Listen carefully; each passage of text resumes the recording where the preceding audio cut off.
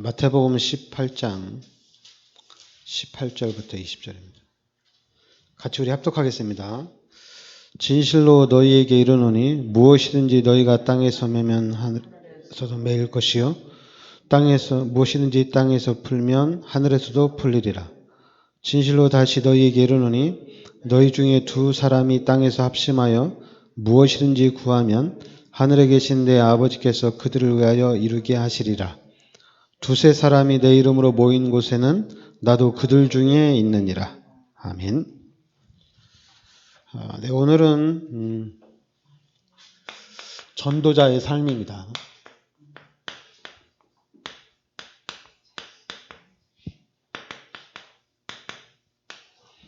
네, 오늘 말씀해 보면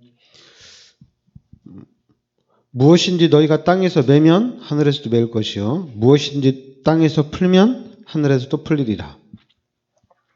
그러니까 우리가 절대 주권이 하나님께 있는데 그 하나님께서 우리에게 너희가 땅에서 매면 하늘에서도 매이고 너희가 땅에서 풀면 하늘에서도 풀린다. 그 정도로 하나님의 자녀들에게는 엄청난 하나님께서 권세와 은혜를 주셨다는 얘기입니다. 그러면서 19절에 너희 중에 두 사람이 땅에서 합심하여 무엇이든지 구하면 하늘에 계신 내 아버지께서 그들을 위하여 이루게 하시리라. 그러니까 여기 보면 너희 중에 두 사람이 땅에서 합심하여 무엇이든지 구하면 하늘에 계신 내 아버지께서 또 이루어 주신다. 그래서 이제 20절에는 두세 사람이 내 이름으로 모인 곳에는 나도 그들 중에 있느니라. 이렇게 나옵니다. 그래서 우리가 오늘 우리가 시편 23편 1절부터 6절에 이제 이게 다윗의 고백이거든요. 이게 뭐냐면 다윗이 고백한 게 뭐냐면 하나님이 항상 함께 하신다는 얘기입니다. 하나님이 항상 함께 하신다.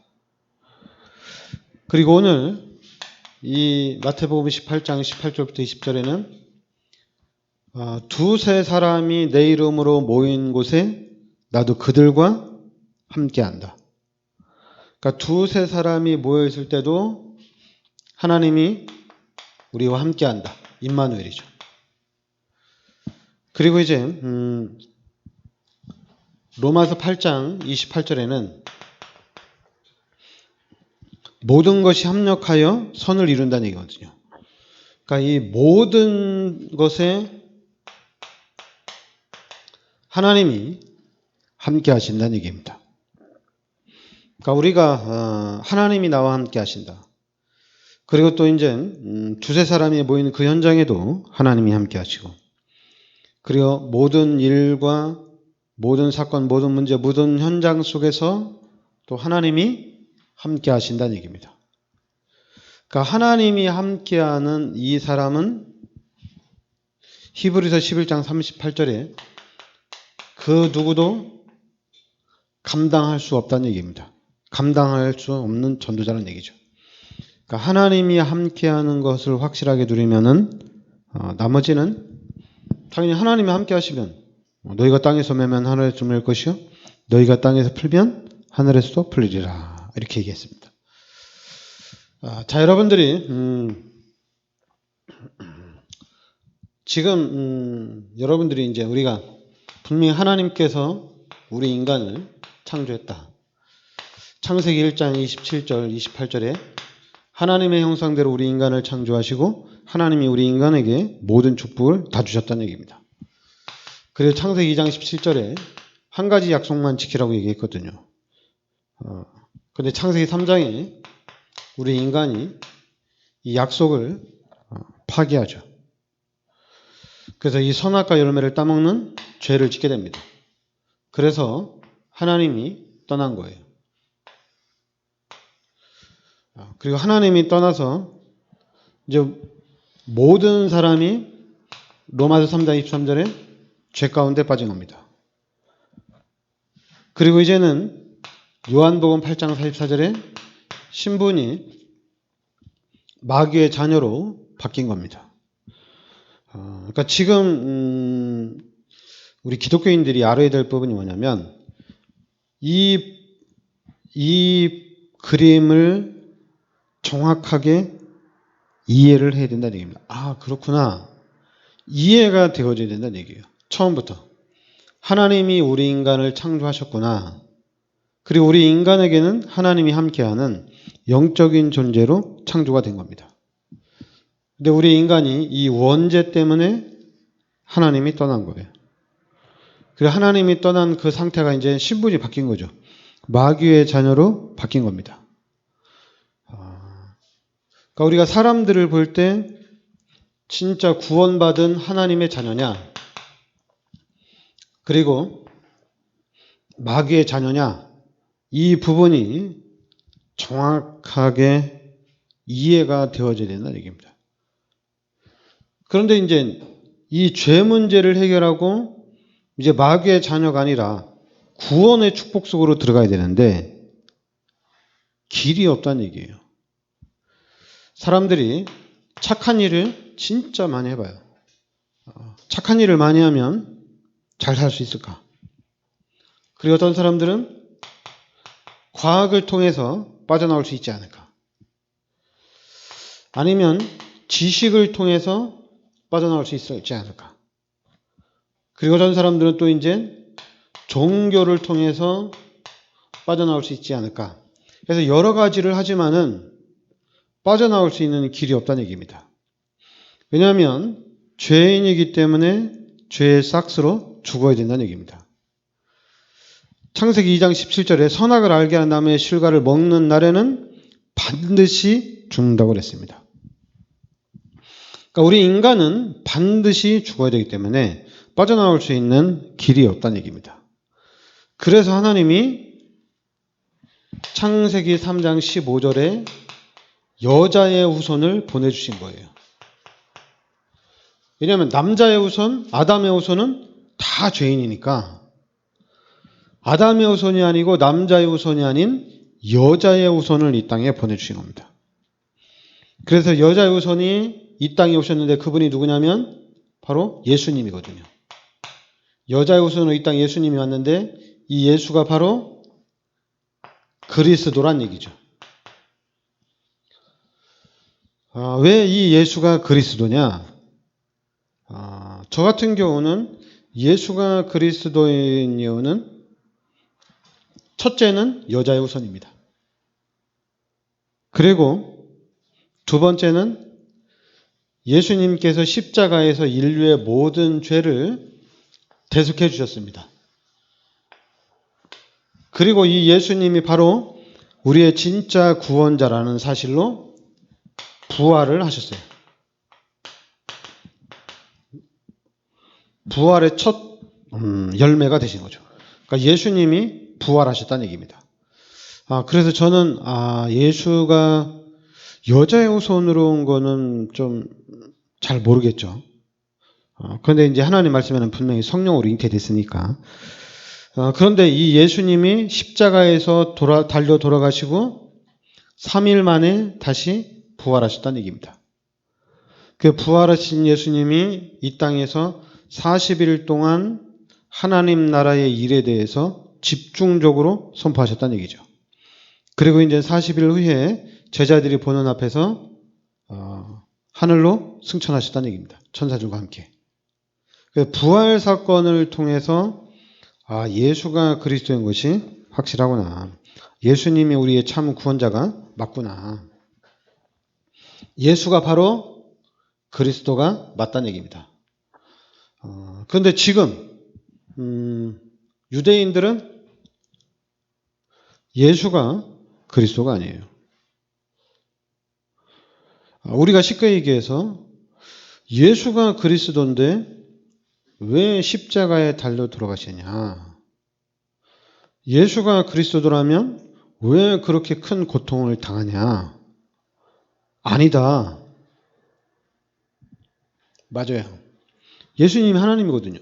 근데 하나님이 오셔서 궁에 태어나야 되는데 마구간에서 태어나오고, 그리고 또 예수님이 하나님인데 죄인으로 잡혀가서 십자가에 달려 들어가시고, 하나님이 아니란 얘기예요.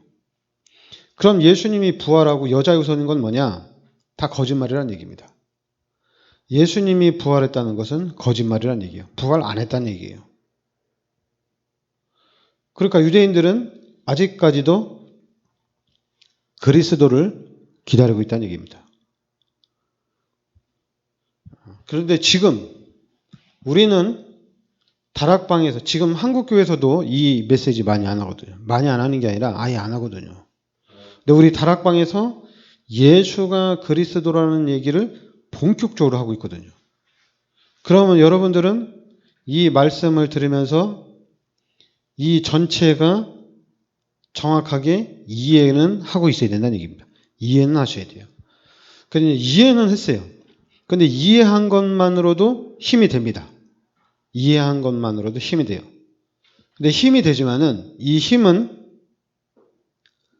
내가 아는 것 가지고는 알 때 처음에 모르는 것을 알면은 힘이 되죠. 아, 깨달았으니까.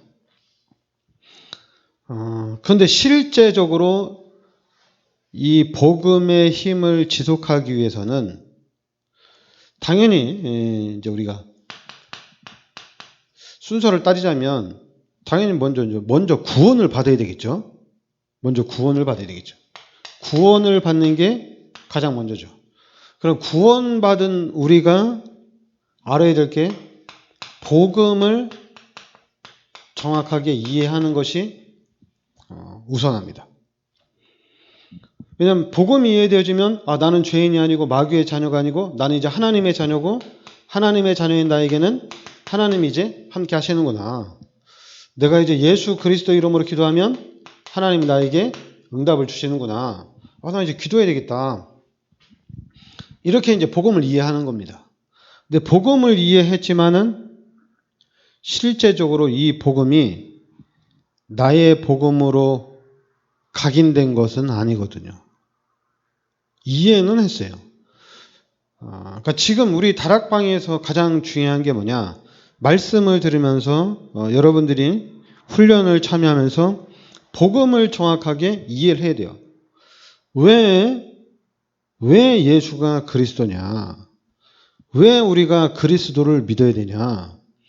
이 부분이 확실히 알아져야 됩니다. 그러니까 이해되면은 그 다음에는 이 이해된 것이 내 것으로 되어야 돼요. 그러니까 한마디로 이 복음이 나의 복음으로 돼야 됩니다. 나의 복음이 돼야 돼요. 아는 것 가지고는 복음을 모르는 사람은 나 복음 안다. 알아도 상관없어요. 그런데 이 복음이 아는 차원이 아니라 나의 복음이 돼야 된다는 얘기입니다. 그럼 이 복음이 나의 복음이 되려면은 예배를 성공해야 됩니다. 예배 실패하면은 나의 복음이 안 됩니다. 수단과 방법을 가리지 않고 예배를 성공을 시켜야 됩니다. 그러니까 여기까지 와야 돼요. 그러니까 구원과 복음 이해와 나의 복음 다음에 예배를 성공을 시켜야 됩니다. 그러면은 완전체가 됩니다. 근데 거꾸로 가면 안 돼요. 내가 예배를 잘 드리고 내가 예배에 승리해야 되겠다. 그러니까 예배를 잘 드리고 예배에 승리하니까 이제 복음이 이해가 되어져요. 그럼 복음이 이해되어지면은 이제 아는 거거든요. 안다는 거는 뭐냐? 안다는 것은 이제 알면 어떻게 돼요? 알면은 우리가 느슨해집니다. 알면 느슨해져요. 그러니까 느슨해지는 이유는 뭐냐면 아니까. 목사님이 얘기하는데 늘 들어서 알거든요. 그러니까 안다고 생각하니까 느슨해지는 거예요. 그러니까 느슨해진다는 얘기는 뭐냐면 예배를 실패한다는 얘기입니다. 그러니까 내가 처음에 우리가 이제 말씀을 잘 듣고 말씀에 집중할 때 복음이 이해되어지는 거예요. 그럼 복음이 이해되어진 상태에서 이제 이 복음이 그러면 나의 복음으로 되어야 된다는 얘기입니다. 이 부분이 알아지. 복음이 이해되어지고 이 복음이 나의 복음이 되어야 되는구나. 이 복음이 내 것이 되어야 되는구나. 한마디로 머리에 있는 복음이 이제는 내 마음으로 이 가슴으로 내려와야 된다는 얘기입니다. 근데 내려오는데 어떻게 내려오느냐? 예배를 성공시켜야 됩니다. 그러니까 예배를 통해서 말씀이 내려옵니다. 제가 다락방에 와서 복음을 깨달았어요. 신학교를 다녔는데도, 그렇게 믿음이 좋았는데도 복음을 몰랐죠. 근데 다락방에 와서 복음을 깨달았어요. 근데 복음을 깨달았는데, 그럼 복음에 집중하고 싶어서 복음을 이해하고 싶었는데, 복음을 집중적으로 말하는 사람이 없어요. 저는 이 복음을, 전체적인 복음을 지속해서 들으려고 했는데, 이걸 전체적으로 말하는 사람이 없어요. 살짝 이것만 얘기하든지, 이것만 얘기하든지, 뭐 이것만 얘기하든지, 이거 하나씩만 딱딱 얘기하고 딱딱 지나가는 거예요. 그러니까, 그래서 이제 유광수 목사님 테이프 사가지고 집중해서 들었는데도 유광수 목사님도 하나씩 얘기하지 전체를 얘기하는데 메시지는 거의 없어요. 그러니까 이제 집중해서 들으면서 끼워 맞추기를 하는 거예요, 제가. 맞추기를 하는 거죠. 그냥 맞추면서 좀 이해가 되는 거죠. 그런데 안산에 갔는데 장규선 목사님이 그나마 이 얘기를 많이 하는 거예요. 다른 사람보다 이 얘기를 많이 하시는 거예요. 그래서 안산에 있으면서 좀 더 빠르게 이해가 된 거예요. 그리고 이해가 되고 그 다음에는 이해가 되니까 어떻게 되냐? 당연히 예배를 실패합니다. 아니까. 똑같은 얘기하니까. 그런데 이제 당연히 어느 날 문제가 오죠. 여러분 밥상을 대할 때 밥 다 알잖아요. 안 먹고 가고. 아니까. 이게 밥인 줄 아니까. 또 뭐 밥 주면은 뭐 아는 건데 뭐 가자 뭐 가는 거예요. 근데 우리는 안 그래요. 밥을 대할 때 그렇잖아요. 밥이 오면은 맛있게 먹어야 된다는 생각을 하잖아요. 맛있게 안 먹으면 밥에 대한 맛이 없으면 내가 좀 뭔가 부족했구나. 내가 어디 아픈 게 아닌가 이렇게 생각하고 밥을 맛있게 먹으려고 하잖아요. 그래서 밥을 맛있게 먹으면 맛있게 먹을수록 내 몸이 건강한 거거든요. 근데 다음날 일어나서 밥 주는데 아는 건데 나 필요 없어요 이러면 이러진 않잖아요. 그죠? 똑같아요. 아는 건데 먹지 않으면 나에게 필요하지 않으면은 힘이 안 돼요. 아는 건데 이게 필요성으로 느껴져야 돼요. 그럼 이 복음이 나의 필요성으로 느껴지기 위해서 또다시 한번 집중해서 들어야 돼요. 그럼 여러분, 우리가 죄인이었잖아요. 그죠? 그리고 신분이 마귀의 자녀로 바뀌었잖아요. 그래, 마귀의 자녀니까 요 마귀의 것으로 각인시키고 뿌리 내리고 체질을 만들어 놨다는 얘기예요. 대단하죠? 내가 구원받았는데 각인되고 뿌리 내리고 체질화된 게 안 바뀌는 거예요. 대단하죠? 안 바뀌어요. 그러면 하나님의 것으로 각인시키면 되지 않냐? 다시 복음으로 각인시키면 되지 않냐? 제가 집중을 해봤는데 생각과 마음은 각인이 됩니다. 그러나 삶은 잘 안 돼요. 한마디로 한 번 체질이 된 거는 잘 바뀌지를 않아요. 체질이 잘 안 바뀌어요. 여러분 체질을 바꾸는 게 진짜 힘들잖아요. 그죠? 체질 바꾸려면 다시 태어나야 된다 다시 태어나야 된다 바뀐다 이렇게 얘기하는데 진짜 그런 것 같아요. 안 바뀌어요. 그렇다고 해서 제가 믿음이 있는데 이걸 안 바꾸면 안 되잖아요. 바꾸려고 제가 집중하고 또 집중하는 거예요. 그러면서 깨달은 게 뭐냐? 렘넌트입니다. 렘넌트예요. 나를 바꾸는 게 나의 체질을 바꾸는 게 중요한 게 아니라 이 렘넌트에다가 집중을 해야 되는구나. 우리 후대에게다 집중을 해야 된다는 얘기입니다. 그러니까 나를 보면서 와, 안 되는구나. 이 사단이 각인시키고 뿌리내리고 체질화된 게 안 바뀌는구나. 그러면서 내가 안 되는 것뿐만 아니라 이 사회를 보고 이 현장을 보고 전 세계를 봤는데 전 세계를 3단체가 완전히 장악하고 있는 거예요. 하나님 필요 없다. 하여튼 마귀의 것으로 귀신의 것으로 우리 렘넌트들에게 집중적으로 양육을 하는 거예요. 대단하죠. 귀신의 것으로 집중적으로 양육을 하는 거예요.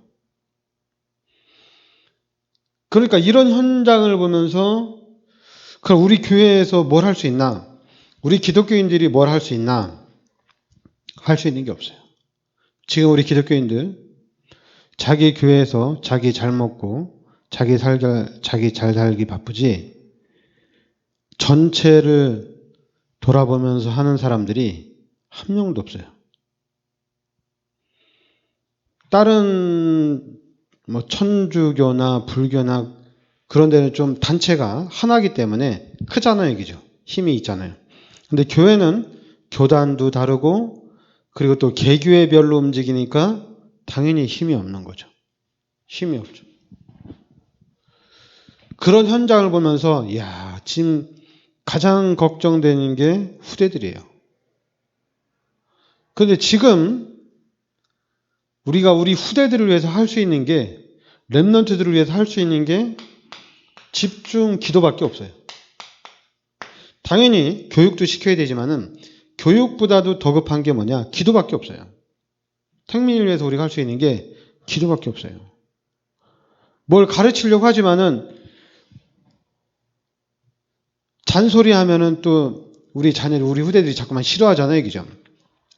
근데 그런 잔소리를 아침부터 저녁까지 하면 참 좋겠는데, 근데 그게 또 안 되잖아요. 아침에 좀 늦게 일어나서 눈 뜨자마자 잔소리 많이 하려고 하면 학교 가지. 그래, 학교 가서 집에 일찍 오면은 또 좀 뭐 잔소리 하면서 교육을 시킬 수 있지만은 그게 안 되잖아요. 부모님이 그게 안 되잖아요.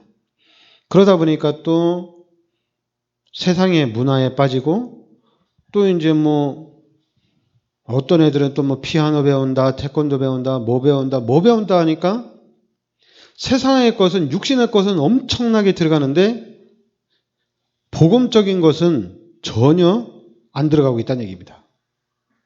그나마 우리 다락방은 렘넌트 하니까 좀 생각을 하는데 그렇다면 기존 교회는 어떻게 했어요? 기존 교회는 전무한 거예요. 육신적으로만 집중적으로 가고 있다는 얘기입니다. 그러니까 어떻게 되겠어요?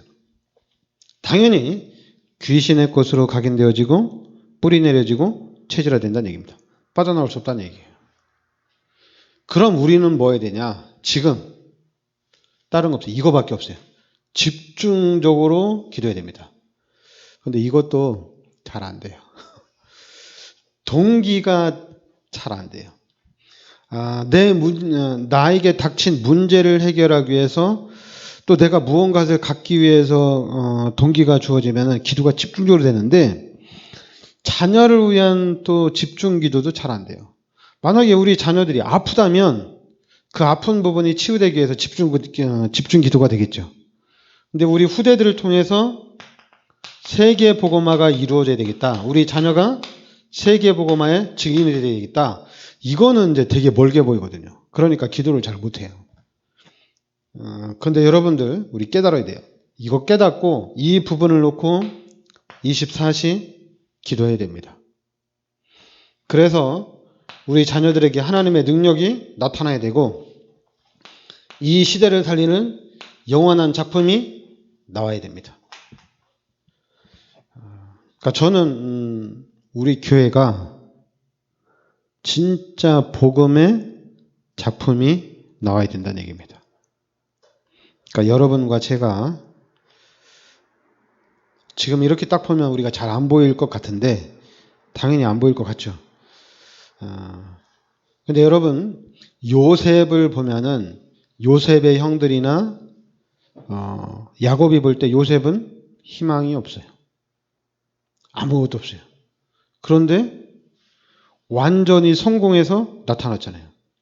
여러분, 노예로 살면서 감옥에 살면서 총리가 된다. 이해가 안 되는 거거든요. 될 수가 없는 거예요. 근데 하나님은 하나님의 방법으로 해나가신다는 얘기죠. 그럼 우리는 세계 복음화의 언약을 붙잡고 믿고 기도하면 돼요. 네가 그렇게 해서 어떻게 세계 복음하냐. 그냥 교회나 잘 다녔으면 좋겠다. 불신앙입니다. 내 기준이에요. 내 눈으로 봤기 때문에 그래요. 우리는 꼭 공부를 잘해야 되고 좀 성실해야 되고 열심히 해야지 엘리트가 돼야지 세계복음화의 증인이라고 생각해요. 그게 아니잖아요. 믿음으로 하는 것이고 하나님이 함께 하셔서 하나님이 하시는 거잖아요. 그러면 하나님이 하시는데 실패할 일은 전무후무합니다.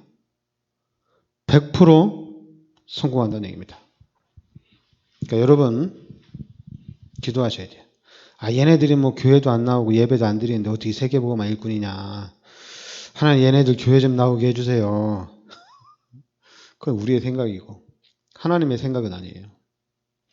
제가 20살 때부터 교회는 제가 중학교 때도 친구 따라 가고 고등학교 시절도 가고 청년 시절도 가고 했어요.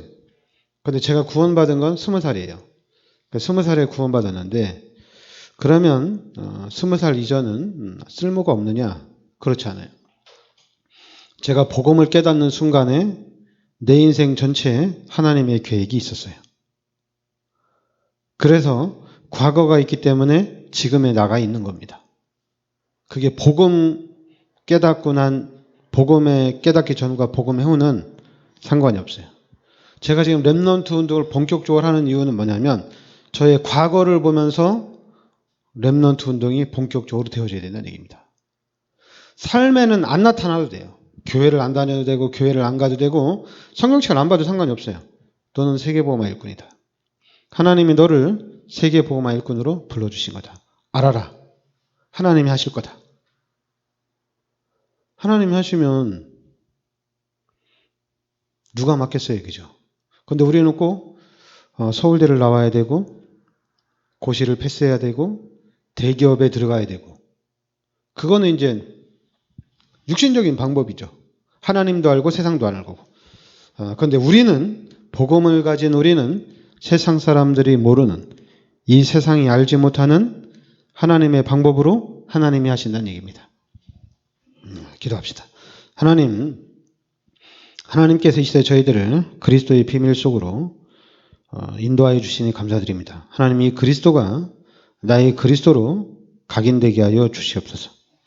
그래서 내 마음과 내 생각이 오직 복음이 되게 하여 주시고 또 오늘 말씀대로 우리 후대를 위해서 집중하게 하여 주시옵소서. 그래서 우리 성도님들 가문이 세계복음화에 쓰임받는 가문이 되게 하여 주시고 우리 후대들은 세계복음화의 주역이 되는 역사가 있게 하여 주시옵소서. 예수 그리스도의 은혜와 하나님의 크신 사랑과 성령의 내주인도 역사하심이 이 시대적인 축복 속에 들어와 있는 우리 귀한 사명자들 머리 위에 항상 함께 있을지어다. 아멘.